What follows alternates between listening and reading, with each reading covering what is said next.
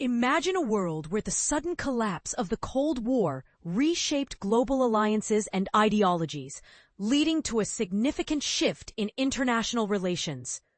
This dramatic turn of events saw former communist bloc countries transitioning into capitalist economies, often with varying degrees of state intervention.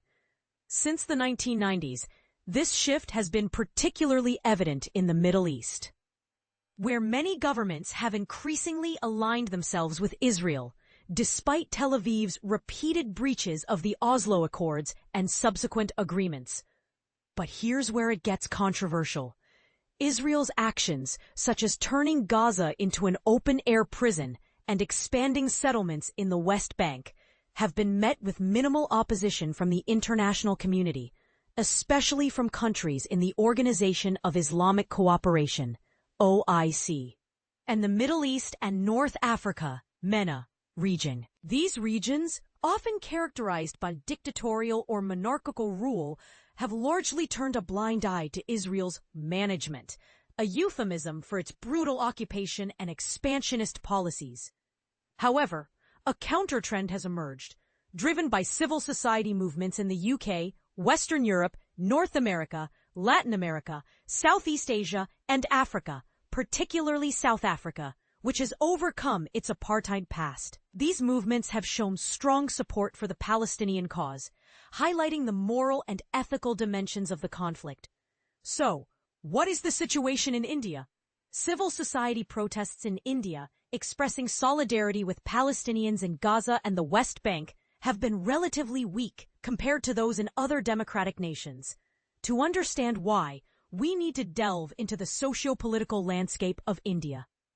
And this is the part most people miss. The Indian government, dominated by the Hindutva ideology, has actively suppressed pro-Palestinian activism through legal actions, social media trolling, and even physical attacks on activists labeled as anti-national. India's socio-economic structure plays a crucial role in this dynamic. With a population of around 1.4 billion, the working population is approximately 640 million, with over half engaged in agriculture, fishing, and mining. Only about 7% work in the formal sector, enjoying regular wages, paid leave, social security, and job security. The remaining workforce is in the informal sector, lacking these protections and facing lower pay and no formal right to unionize. As a result, the majority of the population is preoccupied with basic livelihood issues and democratic rights, leaving little room for engagement with foreign policy matters. Despite these challenges, social movements have emerged, focusing on specific development policies, human rights violations, and forms of discrimination. These movements operate independently of political parties and have helped raise awareness about the Palestinian issue.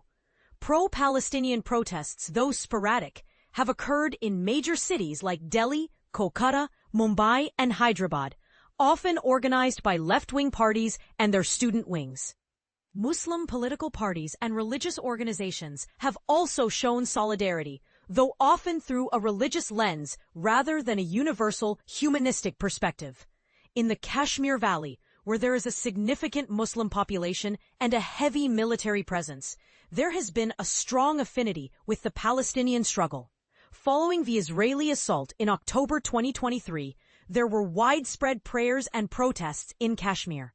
However, the authorities quickly imposed restrictions, including warnings to Muslim clerics not to mention Palestine in their sermons.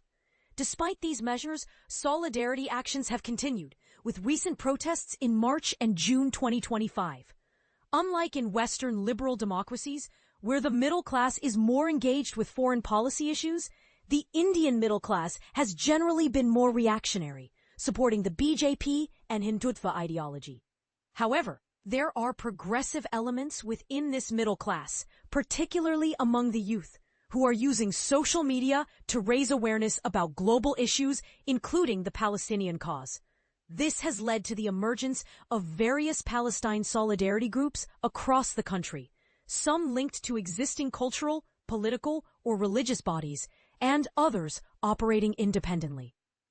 These groups participate in actions organized by larger left-wing parties and their affiliates, and also conduct their own protests, distribute leaflets, and share information on social media. They have targeted multinational corporations like McDonald's and Domino's Pizza with boycott, divestment, and sanctions, BDS protests. Additionally, initiatives like the Indian Dancers for Gaza's Children, IDGC, have raised funds for humanitarian aid and connected with organizations in Gaza, such as the Princess Basma Center for Children with Disabilities. Looking ahead, the path forward is challenging but not impossible. Governments often claim to support a two-state solution, but this is often a facade for their inaction and unwillingness to pressure Israel into meaningful negotiations. The reality on the ground is grim. With Israeli settlement expansion and military interventions in the West Bank, severely undermining the prospects for a viable Palestinian state. The recent Hamas assault has been used as a pretext for more aggressive Israeli policies, including the systematic depopulation of Gaza and the expansion of illegal settlements in the West Bank. The Israeli government's long-term plan involves making life in Gaza unlivable, forcing Palestinians to seek refuge in other countries. This process includes restricting access to basic necessities and creating conditions that encourage voluntary transfer. In the West Bank, Israel aims to expand settlements and tighten control over Palestinians through a mix of repression and co-optation of local leaders. The Jordanian option, relocating West Bank Palestinians to Jordan, is also being considered, though it faces significant obstacles. What do you think? Is the international community doing enough to address the Israeli-Palestinian conflict, or is more action needed? Share your thoughts in the comments below.